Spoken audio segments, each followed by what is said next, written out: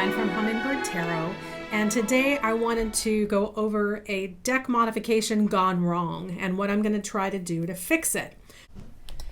If you've done a bad deck mod or a modification that you love and it turned out great, let me know. If you have any other tips for us, let me know down in the comments, or let us know down in the comments. I want to hear what you guys have done to alter your decks. Have you cut them? Have you colored the edges? I know sometimes people give them a new back with like contact paper. I've seen that too, although I don't know how that turns out for shuffling later on, and if the contact paper stays on or if it starts to come off on the edges. I'm curious what you guys have done. Please share. If you like this video, please give it a thumbs up and subscribe, and don't forget to hit the bell so you're notified every week when I upload a new video. So I have a lot of things here in front of me. And what kind of inspired me to do this is I was watching a video on Will Worthington that Kelly from The Truth and Story had done, and she had a copy of the Druidcraft tarot deck here, which is a deck that a lot of people modify, and hers was much smaller than this. So I have really small hands, and I have a deck of the Druidcraft that I had already modified, and let me just stack it here. If you can, it might be hard to see in this light, but the cards are very uneven. They're not all the same size. I do like to riffle shuffle sometimes. They're not all the same size width either. And I did go ahead and color them. So this is what they looked like originally. And this is why a lot of people modify them. Let me show you what a standard tarot deck looks like. This is a card from the Radiant Rider-Waite deck. And if you look at the original size of the Druidcraft deck, you'll see that it's huge. And I decided to cut off the white borders, which is what a lot of people do, and make it smaller. Well, comparing it to this, it's still big next to that. And I can't riffle shuffle it. The only way that I really shuffle it is doing it this way, like this. I usually do it closer to me so it's a little easier to do. But what I'd like to do, I want to take off even more around the outside, and I'm going to try to make them even. And let me take you through what I did initially. So the first thing that I did, and you can see the results of some of it, I originally used my Fiskars that has the sliding blade, and I used this to cut it. And I don't recommend that. It's got a tiny little blade right here, and I did change the blade and used a new blade, and then I had to change it again halfway through. This is really great for paper, but it's not good for cardstock. And what it started to do is, you can kind of see the edge of this one right here. I don't know if the camera can pick that up or not, but you can see where it's white. I had actually colored that, and it actually tore the paper in some places and left it ragged. And so they catch when I'm shuffling sometimes and I'm using them. They'll catch on my cloth, and so I just would pull it off. And so now they've started to kind of unravel, and they're very uneven, and I am super anal retentive, so this drives me crazy. What I'm going to attempt to do is use my guillotine cutter. This is a new purchase of mine. It does okay with cardstock. It's not super great. And I did actually use the scissors the first time around also to clean up some of the things, that the little ragged parts. So those were the two things that I used initially. My guillotine cutter, what I have to do is push this way. You see how I'm bending it? Push it this way as I'm cutting and pushing it down, and that gives me a nice clean cut. If I just push down without thinking about it, it'll tear and bend the paper instead of cutting it. It'll cut it like part way to like right here, and then it starts to shred it, and then it bends it. So you have to, when you use one of these, especially if you have a tiny swing line one like this, you have to push this way as you're coming down to keep that contact edge really tight. So the first thing I'm going to do is I'm going to go through and I'm just going to cut, I'm going to eyeball it, and I'm going to try to clean off that edge there. And then once I've done that, I am going to hold my cards on the side, and I'm going to find the one that's the smallest width.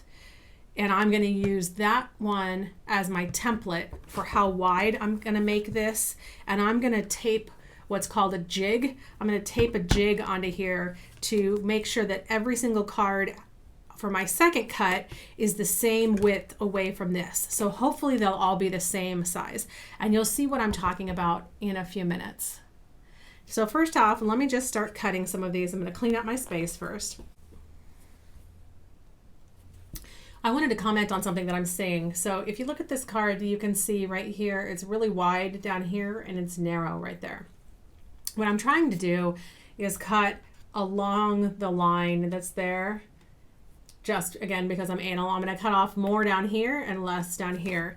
So I'm not worrying about lining up here, because I'm hoping the jig that I'm going to make is going to make that not matter, that I'm now cutting this so that the card's going to be like that. So I'm tilting it this way a little bit just to make sure that I'm staying along the line there and keeping it straight right there. So I have finished cutting off that one side on all of these. You can see it's white now on that side, and I have not cut off this side yet. So now what I'm going to do, go ahead and use this to help me out. And I'm just going to pull out all the bigger cards. So if they're sticking up, if they're taller, I'm pulling those out one at a time. And then that should help me narrow it down to my smallest card. Yes, this is anal retentive, but I told you in the beginning I'm anal retentive, and I really want these cards all to be the same size, and there's no way around this step here if you want to be that anal about this. Well, there is. Use the jig in the first place, the first time that you cut the deck. Right now, we're cleaning up a mess. So when you clean up a mess and you're doing damage control, that does require a little bit more work.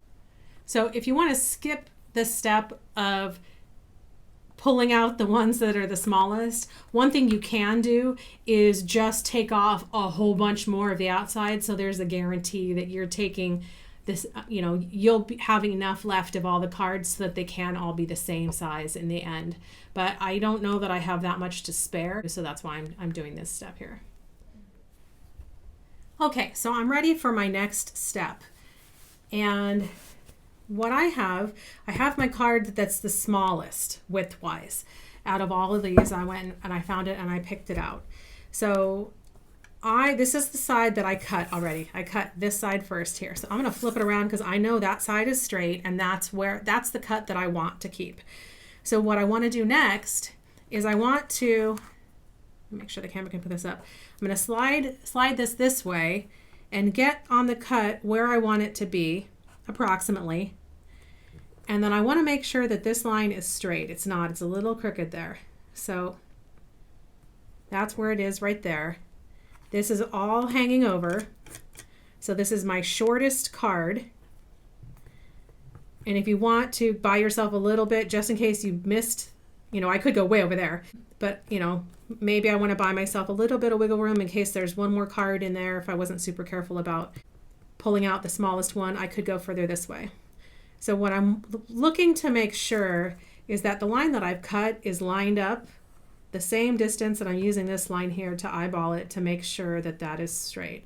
So now this is where the jig comes in. Now jig is something that you use to help you make a template. Usually it's pegs in a board that you can bend wire around. It's some kind of a tool that you use. So I have the Radiant Wise Spirit. I'm just grabbed this thick card. This is one of the cards that you don't use. I could use one of the cards that came with this deck, but I happen to have this one out. And I can see right here that this is straight and it's lined up there. And before I do that, let me get some tape. I'm going to use blue tape so that I don't ruin the card that I'm using as my jig. So let's line this up again. And now I need to make sure that this is the same. It's not, it's a little bit crooked. Just make sure it's straight. Is it still hanging over here? Yep. I'm going to set this card, and this is a thick card. I'm going to set it here, and I'm going to line it up, and I'll move this one out of the way. Make sure it's still straight. It is. I'm going to tape this one down here. Had I done this the very first time that I cut these cards, I wouldn't have had the problem of every single one being a different size. So this is my tip. And so this, you want to tape this down well enough to where this card isn't going to move. So now I don't have to measure all of these. I know if I put these flush up against my jig, the cut side, so these are all the sides that I cut. So I'm going to flip those all around this way. The cut side is the one that goes up against my jig. And you want to check this from time to time just to make sure nothing has moved and we're still good. So if I slide it up against that jig there and make sure it's lined up the whole way down, and I don't have to worry about it being even there because remember my cuts were a little off here. So they may not match up completely up here. We're going to take care of that next. So then I'm just going to start. And I forgot to push it against the side. You see how it didn't come off completely here? I'm just going to go over it again. Watch fingers. I'm just going to slide these in here and do them all. And this is the most important line right here, is lining up against this. This first, and then slide it that way.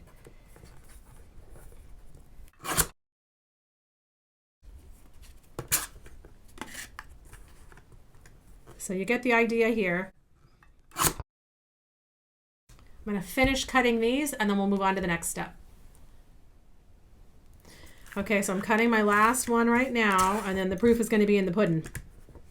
See if this worked.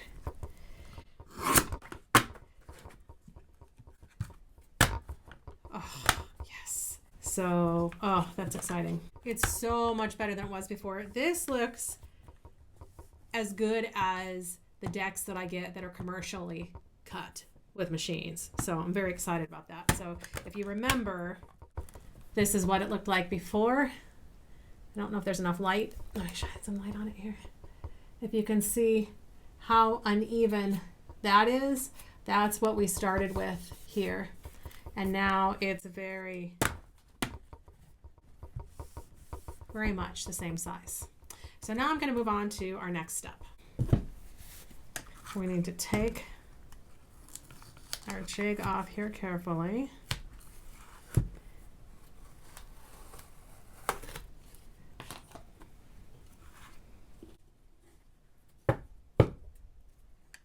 And the part that I'm going to notice, I think, is if I cut these, I need to cut these first, because I'm going to notice if I'm closer to the wording or farther away. And if I start with this end, then this end is just going to get cut where it's cut. So if I start down here, I will know that I'm cutting it where I want it to be, and I think I'll have a better chance of getting it lined up with where I want to be. So I'm just going to start cutting these. And I know this side is even now, so I want to make sure that I'm pushing this flush up against that side. And I'm just going to cut that part off there. Now I'm going to have to get creative with making a jig for this one because it's hanging off over here. So you might be better off getting a little bit bigger guillotine cutter, but we'll figure it out. So let's just go through the rest of these.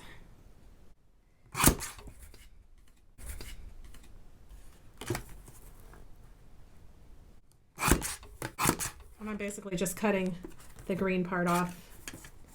Not very well either. But you're wanting to make sure that this is flush up against here. Okay, so I just made my last cut this way here. And now I'm going to do the same thing that I did that other way. I'm going to try to find the smallest card here. And then I'm going to set up my jig based on the smallest card. Okay, I've changed my mind. That's going to take too long. So what I'm going to do now is I'm just going to flip through the images real fast and see if there's anything like this right here on the strength card. I don't want to chop her head off. So that's one I have to be concerned about. But just see what's the most I can take off before I start causing problems for myself. Some of the people that I read for find it jarring to see nudity in a deck in the middle of a reading, and this is one of my favorite decks, and I do like to do readings for others with this deck. So rather than worry about offending somebody, I just put, here's one of them you can see, I put using a gold paint pen, I put a bathing suit top on her. Right now I'm looking for cards that I need to be concerned about. So I'm going to cut off as much as I can at the top so I don't have to worry about making sure that they're all the same size. So let's see in here. Oh, that one's pretty tight. This one's got a little bit more wiggle room.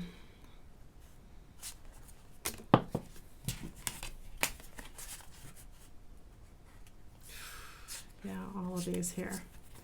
That one I'm not worried so much about.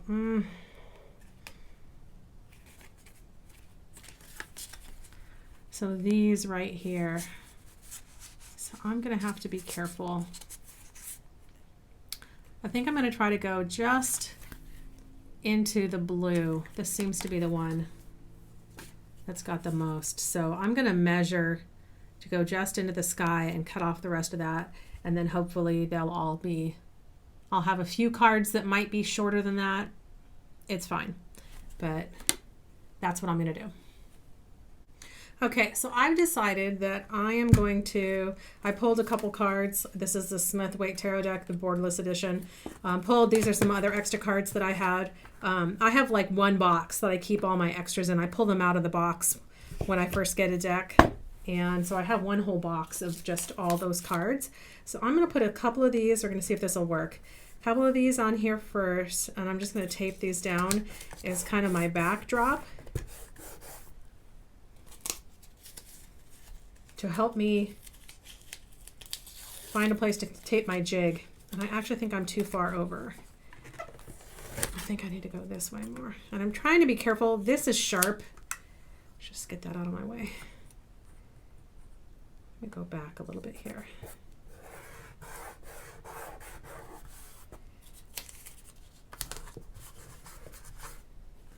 Put that down, and then I'm going to go ahead and tape it on the back side a little bit. I'm trying still not, I want to keep these cards nice and not bend those, but if they do get a little bent, they're ones that they're not part of the deck that I would, the part of the deck that I would use to read, so I'm not super concerned if those get bent. So we're going to do that. And then I have my woman here she's the one that I'm the most concerned about her head coming off. So we're going to go ahead and tear some more pieces of this. Cut my wrist open here.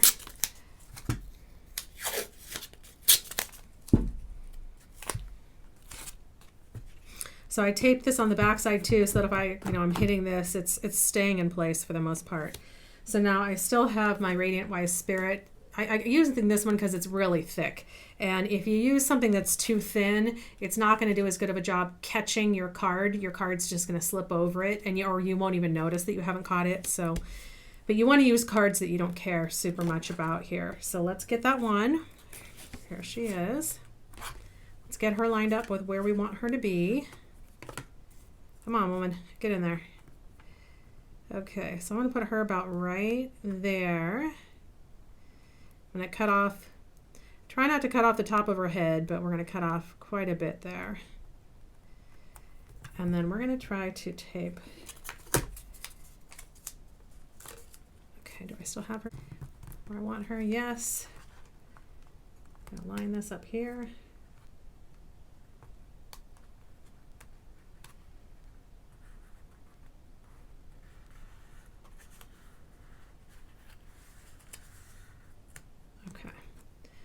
So I'm going to, I want to make sure, so what I'm doing is I'm making sure that this is flush up against that side, because I know this side is cut at an angle I want, and I used this angle to cut this. So this right here I know is perfectly square. So to keep this side square as well, I want to make sure that I'm keeping that flush up against that, and then I want to slide this over and make sure that this is staying perfectly square as well. And it is. So now I'm going to tape this down here as well to those other cards there. And I might, with this one, I might just have to Maybe we'll just put that here for good measure. I might have to be a little bit more careful about what I'm doing to where I'm putting my hands and everything, because this looks like it might. Oh, it's still going to catch it. Okay. It's lifting a little, so I thought I might slide under it. So I just have to be careful about that.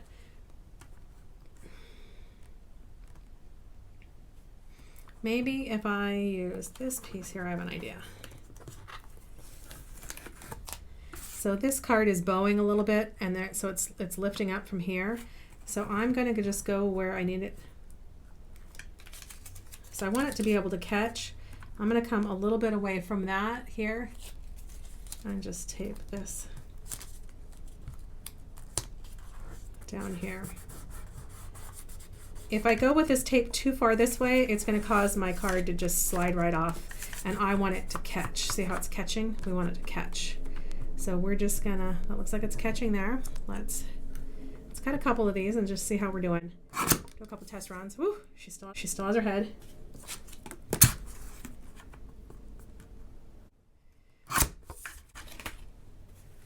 Cutting the ones that I was the most concerned about first. I'm gonna do 4 of these here. And then I'm gonna try to stack them together. Almost had my thumb in it there. Woo! Okay. Watch this finger here. So let's see how that's doing. Oh, you guys, it's perfect. It's perfect. It's working so well. They're all the same size. So I'm gonna go through, I'll finish cutting the rest of these here. I'm gonna cut that edge off of here, and then I will be back with you in just a minute when I'm done with that. Okay, so I'm making my last cut now.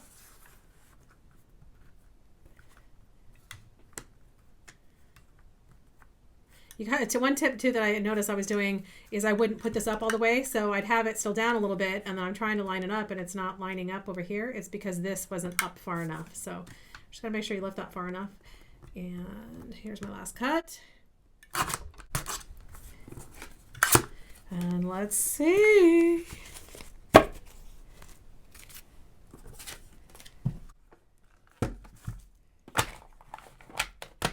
Oh, you guys, it looks so good. Look at that. It's so clean and lined up nicely. Oh, it looks so clean.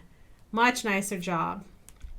So now the next thing that I have to decide is what size I want to take off of the corners. So this little one here takes off the least. This one here takes off the most. This is the one that I had before. This setting here is the one I had before, and it takes off the most of the paper.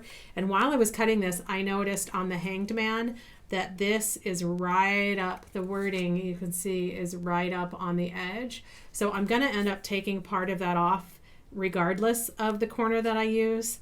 I don't need to know which number the Hanged Man is. I already know. He's another one I put clothes on, you can see.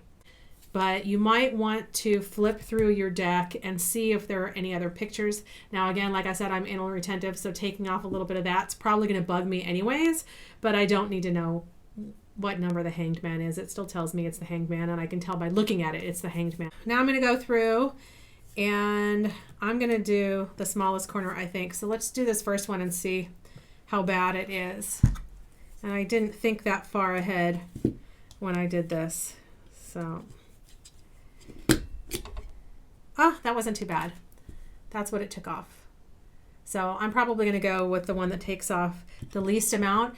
And you should know too, my hands are getting really tired from holding all this.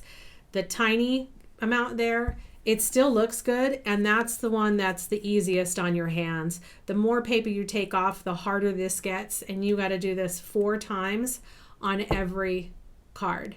So 4 times 78 is how many times you have to squeeze this. Your hand is going to get really tired.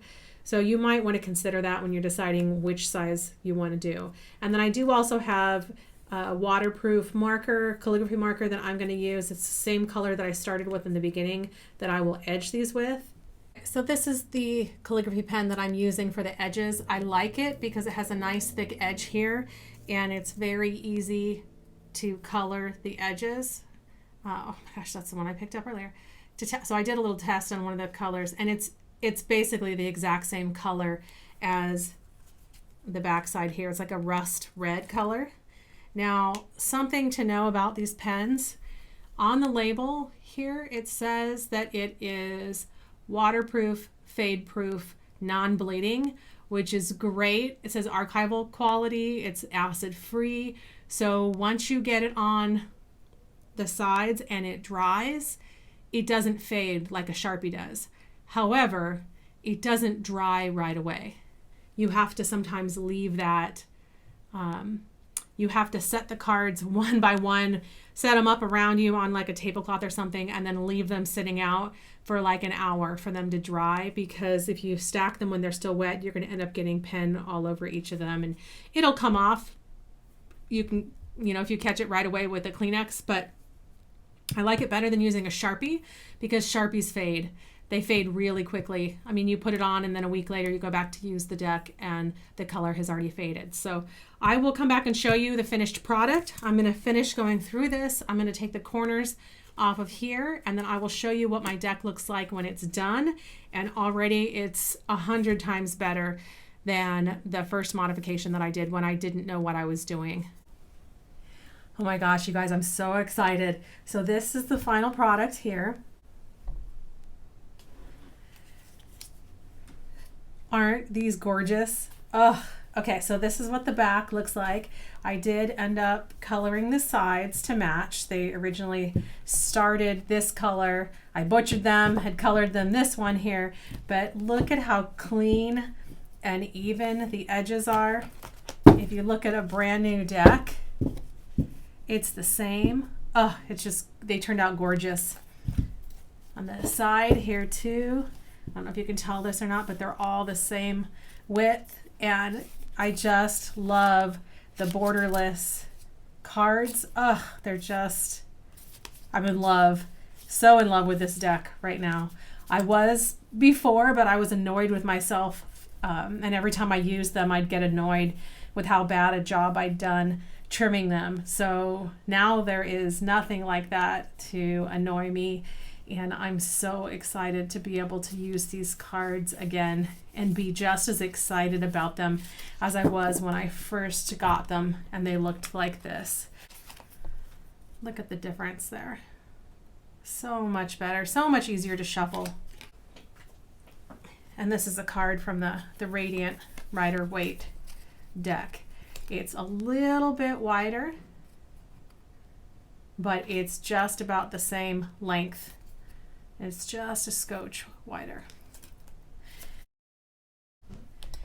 If you've done a bad deck mod or a modification that you love and it turned out great, let me know. If you have any other tips for us, let me know down in the comments, or let us know down in the comments. I want to hear what you guys have done to alter your deck. Thanks for stopping by. I hope you enjoyed this, and I'll see you on the next time around.